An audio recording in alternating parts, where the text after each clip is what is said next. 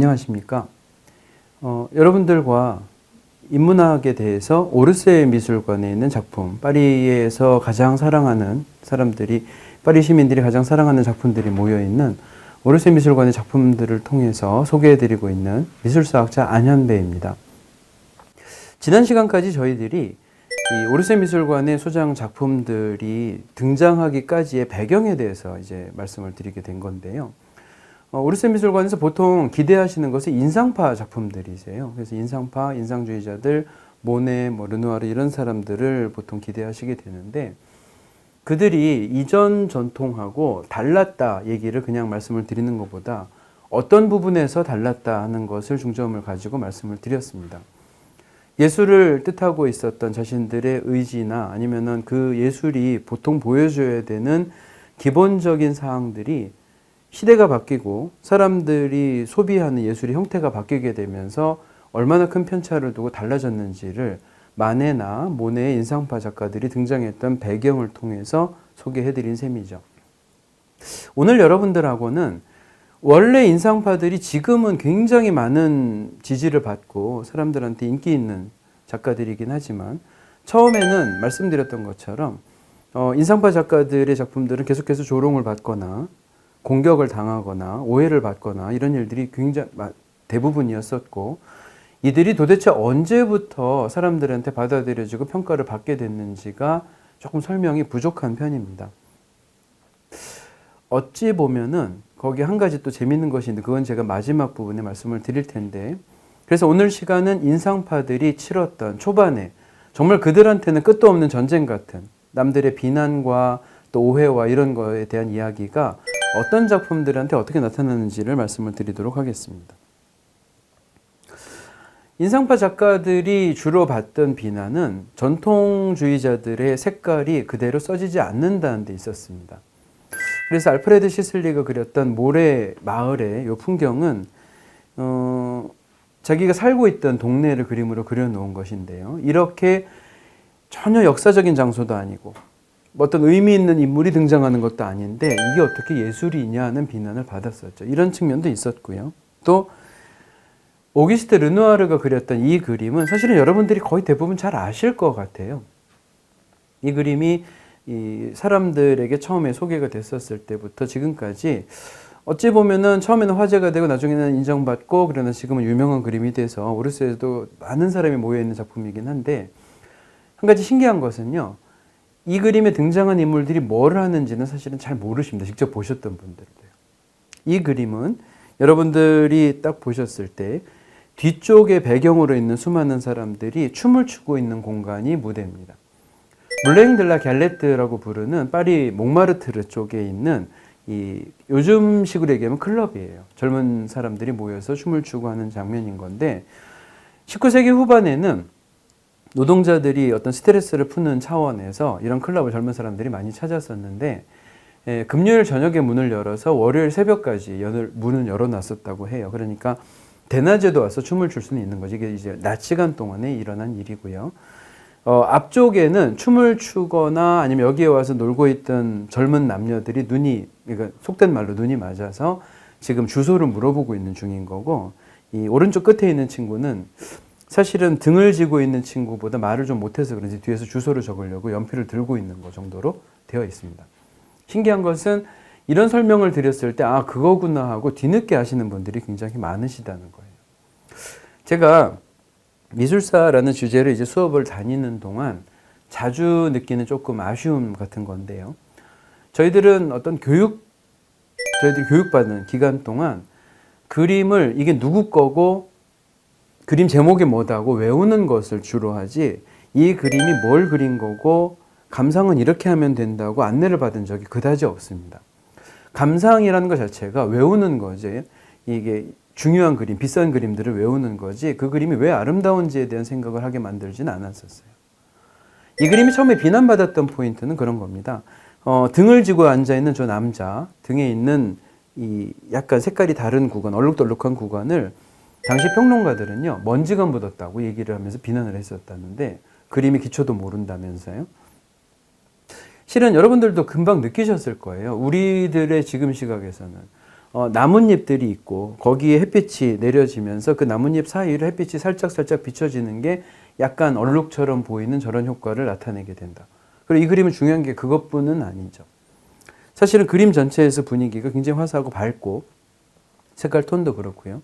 그리고 무엇보다도 그들이 살고 있는 일상이 예술이 되는 내용인 거죠. 그런 부분에 있는 자신감, 그리고 도시가 변화했던 모습, 사람들이 아름다움을 느끼는 대상이 조금씩 달라지는 것들이 그림 안에 포함이 되어 있었습니다. 그러니까 지금 이미 결론이 나오는 거나 마찬가지인데 인상주의 작품은 처음에는 욕을 먹을지 몰라요.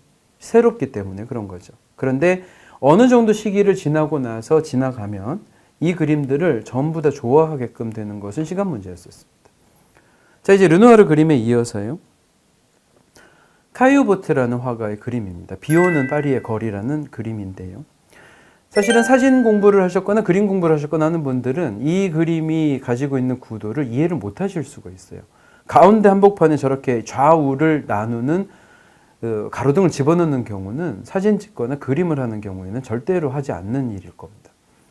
그런데 사람들이 또 더군다나 오른쪽 끝을 보시게 되면은 남자가 우산을 들고 가는 사람이 반이 잘려 있거든요.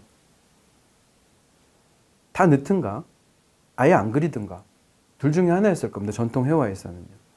그래서 이 그림 자체가 처음에 그러니까 이해가 안 되는 거였어요. 사람들은 왜 이런 장면을 그릴까? 아마추어가 하는 실수도 아니고 의도적으로 하는 것 같은데 우리를 불편하게 하는 사람까지 있을 지경이었죠.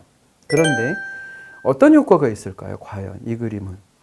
아까도 말씀드렸던 것처럼 우리의 일상을 그림으로 만들었기 때문에 훨씬 더 생동감 있는 주제라는 것은 자명하고, 두 번째로 여러분들한테 소개해드릴 수 있을 만한 예전에 역사화나 풍경화들은 기념사진 같은 거예요. 결혼식에서 찍는. 그렇기 때문에 그때는 사진을 찍으시는 분이 키 큰 사람은 뒤로 가라, 작은 사람 앞으로 나와라, 모여라, 누구는 비켜라 이런 식으로 조정을 하고 구도를 맞추게 됩니다. 그게 전통 회화예요.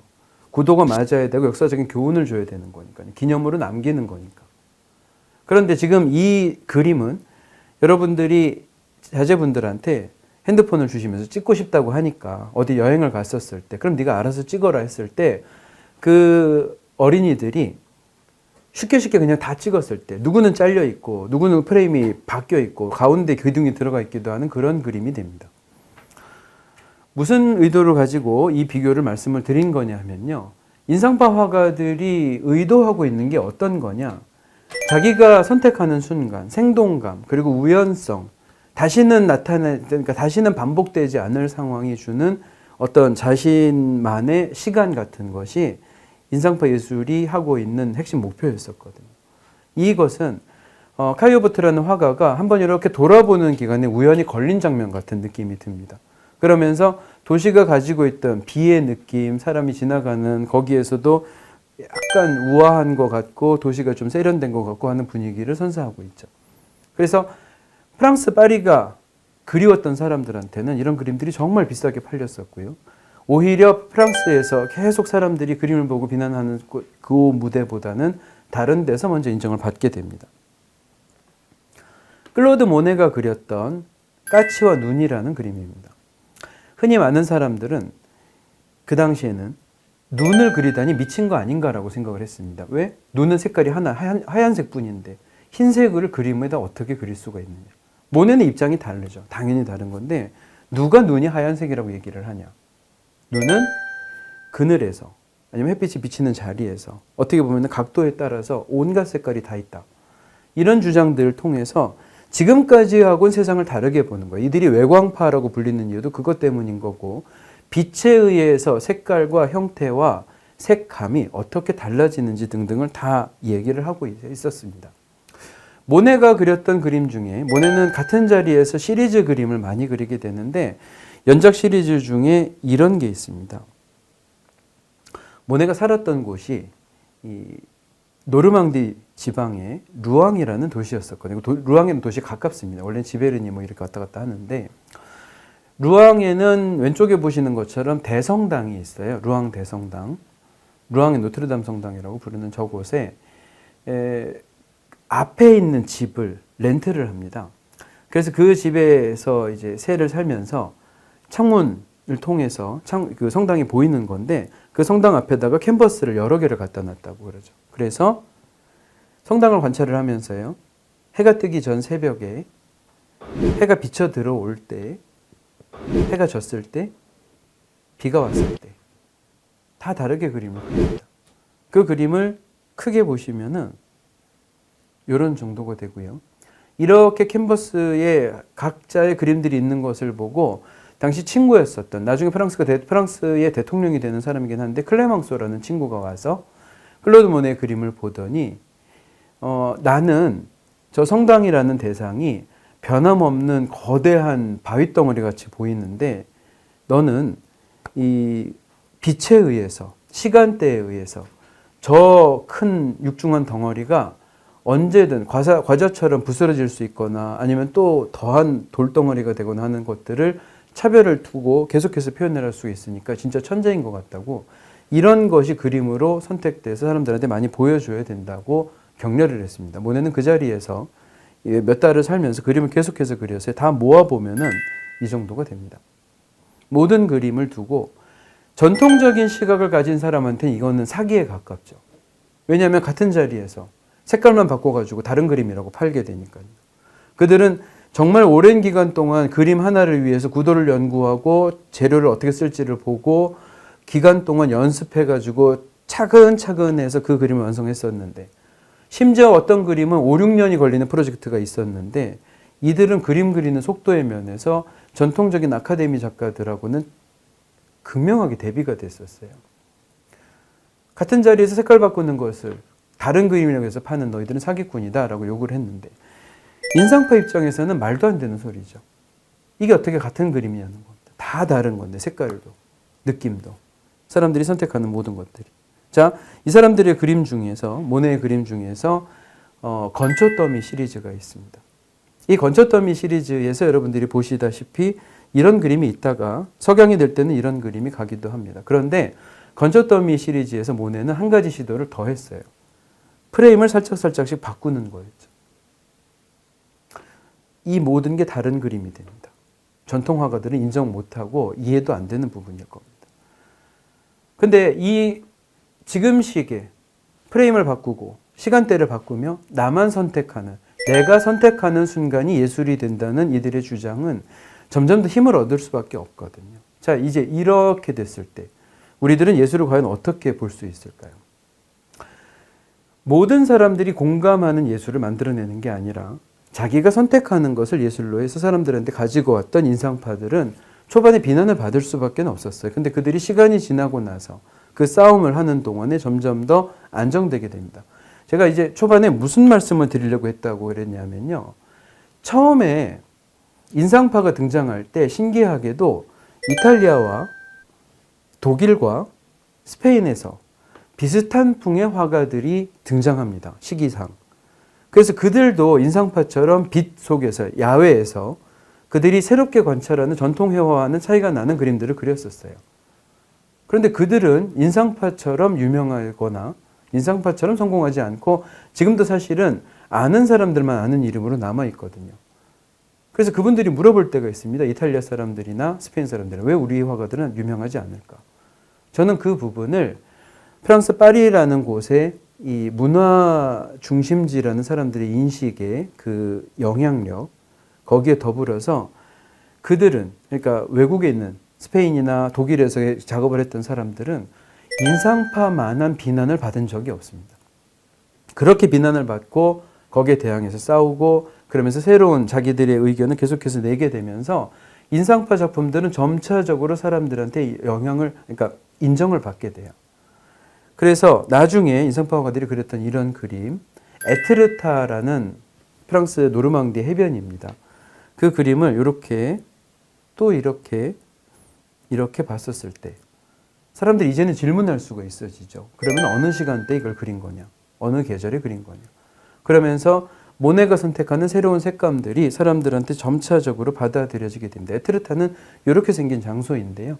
많은 사람들이 지금은 인상파 그림이 그려져 있고 그 외에 노르망디 예술가들을 끌어모았던 신비하거나 안 그러면 조금 정감 있는 장소로 인기를 끌고 있는 관광지이기도 합니다. 자, 그러면서 인상파들은 점점 더 승리 쪽으로 다가가게 돼요. 이전 시대의 얘기를 많이 했고 비교를 여러분들하고 많이 했는데 인상파는 도대체 어떻게 승리를 했다는 거냐.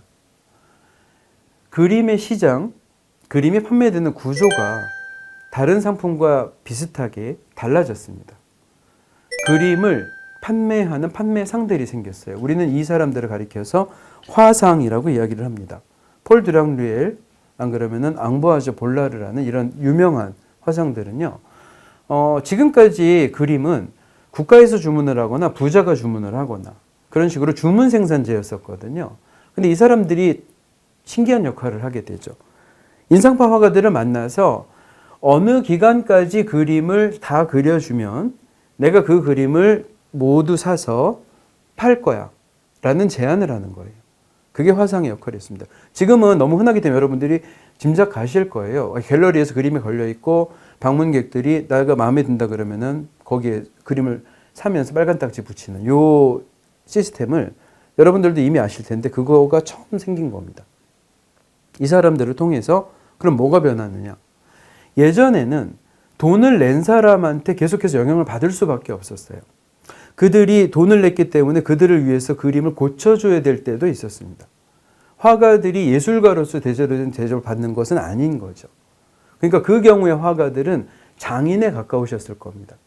그런데 지금은 화가가 아티스트가 되는 거예요. 왜냐? 선택한 그림, 이미 미리 돈을 받았습니다. 선불로.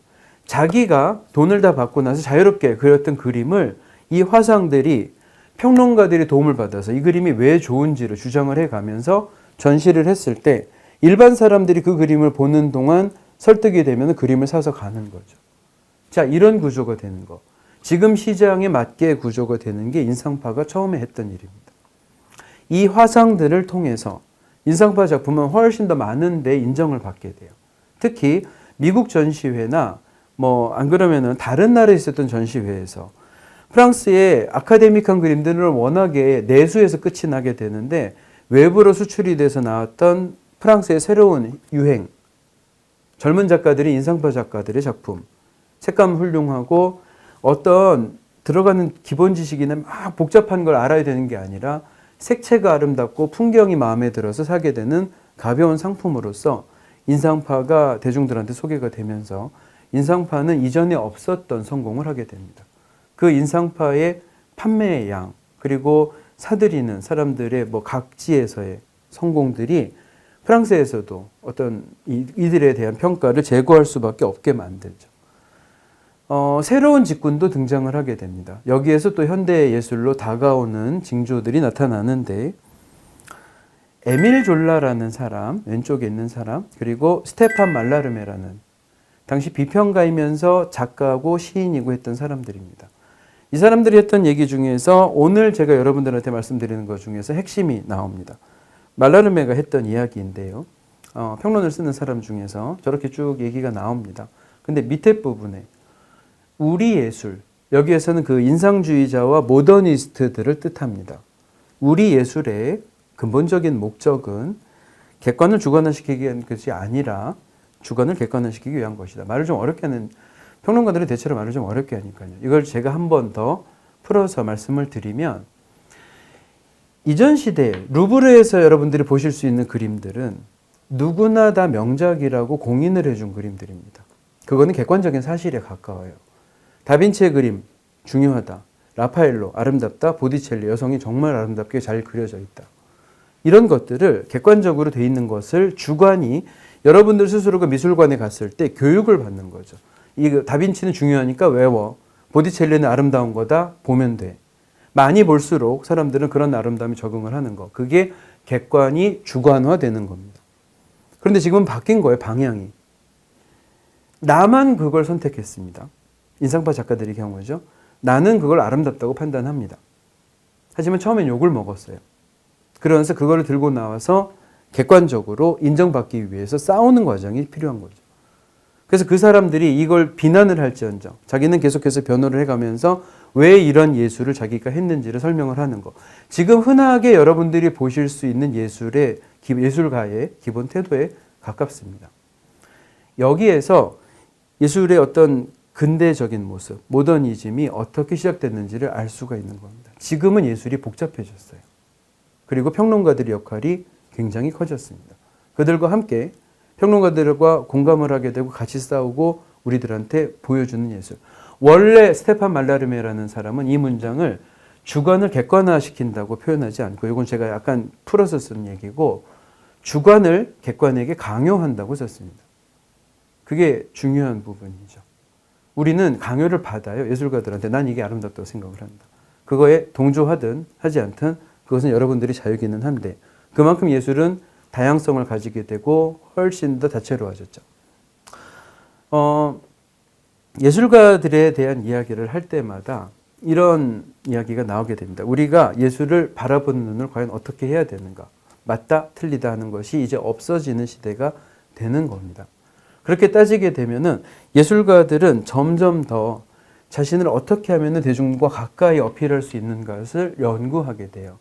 신기하게도 이전 시대에는요, 예술가들은 모방을 훨씬 더 중요한 덕목으로 생각했었습니다. 선생님의 아니면은 선배 대가의 작품을 잘 카피해내는 사람이 좋은 화가였었어요. 거기에 조그마한 자기의 의견을 더하면 되는 거였었죠. 우리는 근데 지금 다르잖아요. 창조적이고 개성적인 작가들을 훨씬 더 중요한 작가라고 쳐줍니다. 그거는 시대가 많이 바뀌었기 때문인 거죠. 그런데 그렇게 시대가 바뀌게 된 게 이때부터라고 생각을 하신다면, 그것을 이해하신다면 인상파 작가들이 얼마나 큰 영향을 줬기 때문에 이게 오르세 미술관의 간판이 됐는지 이해하실 수가 있으실 겁니다. 오르세 미술관의 건너편, 샌드강 건너편으로 오랑주리라는 미술관이 있습니다. 이 미술관에는 방문하시는 분들마다 굉장히 좋아하시는 작품이 있어요. 클로드 모네라는 사람이 그렸던 수련 시리즈입니다. 클로드 모네는 점차적으로 인상파의 성공을 거의 다 보여줬던 사람이고요. 이 사람이 나중에 자기가 성공이 더해져서 거의 국민들이 다 자랑스러운 화가로까지 올라가게 되거든요. 그러니까 비교적 인상파 작가들은 비난받는 시간이 격렬하게 앞에 빨리 있긴 했지만 뒷부분은 영광스러웠던 기간이 더 길죠. 클로드 모네가 나중에 이제 말년에 건강이 굉장히 안 좋아진 적이 있었습니다. 눈 한쪽, 그러니까 눈 양쪽이 다 잘 안 보여서 그 중에서 조금 그래도 괜찮은 눈을 친구, 또 여기서 나타나는데 클레망소가 왼쪽에 모자 쓴 사람입니다. 그리고 가운데가 클로드 모네.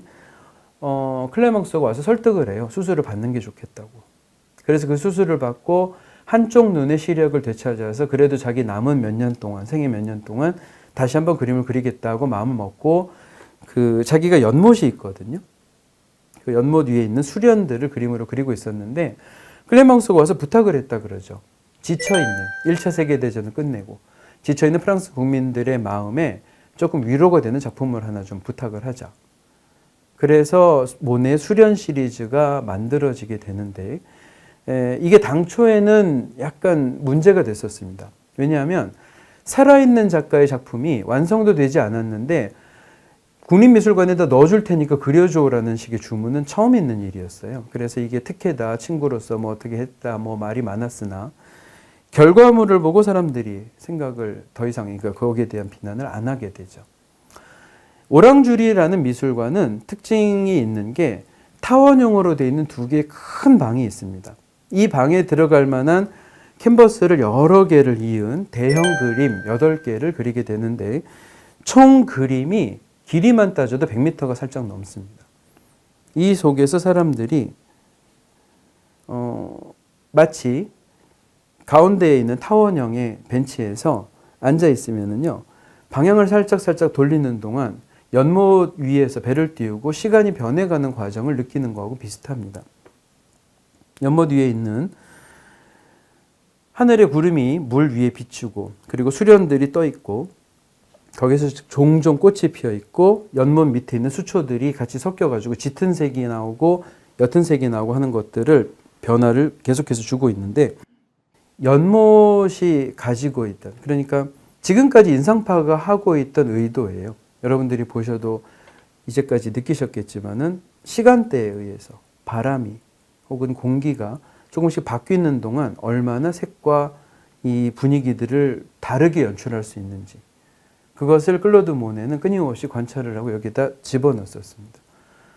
명상에 대한 것, 그리고 자연에 가까운 것, 자연을 자기가 가깝게 대했을 때 자연이 보여주는 짤막짤막한 순간들이 아름답다면 모네가 이야기하는 이 아름다움은 뒤쪽에 있는 많은 사람들도 모네와 함께 같이 공감하고 즐길 수가 있는 게 되겠죠. 그렇기 때문에 이 타원형의 방에서 100m 정도 있는 공간 속의 사람들은 모네가 그 시간 동안에 어땠는지 같이 느낄 수 있는 또 신기한 경험을 하게 됩니다. 아마도 오랑주리 미술관을 여러분들이 방문하시게 되면은 이런 것 때문에 반가우실 것 같고요. 오랑주리 미술관에 이게 걸리게 될 때 또 한 가지 에피소드는 모네가 마지막에 이 고정제라고 보통 그러나요? 이게 바니싱 한다고 이야기를 하는데 유화 그림은 그게 나중에 손상을 입거나 먼지에 대한 피해를 받지 않도록 하기 위해서 때가 얹지 않기 위해서 약간 그 니스칠하는 것 같은 비슷하게 막판에 바르는 공정이 있습니다. 그런데 모네가 이 섬세한 디테일한 색감들이 그 공정에 의해서 발라지는 마지막 재료에 의해서 그게 자주 노랗게 변해요. 여러분들이 무슨 상상하시면 되냐면은 집에다 장판을 까셨는데 처음에는 색깔이 밝고 노랗다가 나중에 점점 갈색으로 시커멓게 변해가시는 경험이 있으시잖아요. 그것처럼 예전의 그림들이 전부 다 노란 빛을 띠게 되는 게 이 이유 때문이었거든요. 그래서 모네는 특별히 이 그림도 그렇게 될까봐 걱정이 돼서 마지막에 그 착색은 하지 않았으면 좋겠다고 의견을 낸 적이 있었습니다. 그렇기 때문에 지금도 오랑주리 미술관의 직원들은 먼지는 어쩔 수 없이 않기 때문에 저 먼지를 정기적으로 털기 위해서요, 미술관이 쉬는 시간 동안에 이 진공청소기 같은 거를 들고 나오는데 먼지를 빨아들이는 게 아니라 그러다 그림이 손상을 입을까봐 이 진공청소기 방향을 거꾸로 해가지고 공기가 나와서 먼지를 날리는 곳으로 어렵게 청소를 하고 있습니다. 모네가 부탁했던 색감을 지키기 위해서는 어쩔 수가 없는 거였죠. 자, 이제 오랑주리 미술관은 동시에 오르세에서 관리하고 있기 때문에 오르세 자매 미술관이나 마찬가지인데 이렇게 오르세는 인상파가 처음에 등장을 했을 때부터 이후에 성공을 하고 사람들한테 받아들여지는 순간까지를 차근차근으로 보여주고 있습니다. 그런데 여러분들이 인상파 작품을 보실 때 흔히 설명을 하시는 분들이 옆에서 그런 얘기를 하시거든요. 가까이 가서 보면은 그냥 붓이 엉클어져서 대충 되어 있는 것 같은데 멀리 가서 보면은 그 붓 자국에 약간 엉성하게 되어 있던 것들이 합쳐지면서 하나의 견고한 모습을 보여주게 된다. 그래서 이 수련 시리즈의 꽃들을 조금 더 자세하게 보여드리면요, 이렇게 됩니다. 어떤 것은 심지어 꽃인지도 몰라요. 가까이서 보면은 모네가 보여줬던 이런 색감. 그래서 대상을 관찰하고 그 대상이 어떤 특정한 시간 동안 이런 색깔을 냈던 것을 파착을 해내고 그것을 표현을 할 때 붓을 갖다 그냥 쿡쿡쿡 몇 번 그러니까 찌르듯이 그냥 쭉 붙여놨던 것으로 색감이 표현이 됐던. 근데 이게 멀리 가서 보면은 색이 합쳐지면서 하나의 조화를 이루는 이런 식의 표현들이 나타나게 되는데요. 이것을 두고 나중에 모네가 색채 추상에까지 크게 영향을 끼친 증거로 이야기를 하고 있습니다. 그러니까 저희들이 보기에 이 인상파 미술이라는 것은 사실은 그 시대를 살아갔던 예술이기도 하고 그 시대에 큰 변화를 줬기도 하면서 동시에 다음 시대에도 그들의 어떤 도전이나 아니면 새로운 시각을 통해서 예술이 나아갈 방향, 그리고 그 예술이 좀 더 새로운 방향을 찾아서 갈 수 있도록 어떤 힌트를 제공해 줬다고도 할 수가 있습니다. 그들 하나한테다 너무 많은 찬사를 하고 있는 것일 수도 있지만 어쨌든 시간에 인상파라는 작가들이 생기게 되면서 미술은 지금까지 카피하고 거기에 머물고 그것을 끊임없이 복제하는 것으로서만, 반복하는 것으로서만 있는 게 아니라 우리가 선택하는, 우리가 느끼는 일상적인 것부터 특별한 순간까지 그 모든 것을 다양하게 예술로 만들 수 있었던 새로운 장르라고 할 수 있을 것 같습니다. 어느 영웅담이나 시련기가 있고 그걸 극복하면서 나중에 성공을 하게 되는 이야기로 마무리가 됩니다. 어떻게 보면은 인상파는 현대 우리 시대에 굉장히 가까운, 처음에는 근거 없는 비난을 받다가 열심히 싸우고 그 싸움을 통해서 자기들이 새로운 이 자리를 차지한다거나 평가를 만들어냈다거나 하는 측면을 볼 수가 있겠죠. 그런데 단순히 그것은 인상파들의 승리라기보다는 새로운 시대가 요구했던, 예술가들에게 요구했던 개성은 어떻게 표현이 될까? 그리고 현대 과학이나 기술에 대한 발전을 반영하고 있는 새로운 시각은 예술이 어떻게 소화를 할 수 있을까? 등등을 이야기하는 그런 장르가 되겠습니다. 여러분들이 인상파를 보셨을 때 그냥 기분 좋게 우리 마음을 편하게 하는 풍경화 정도로 보셔도 당연히 좋습니다. 그것도 좋은 방법이고요.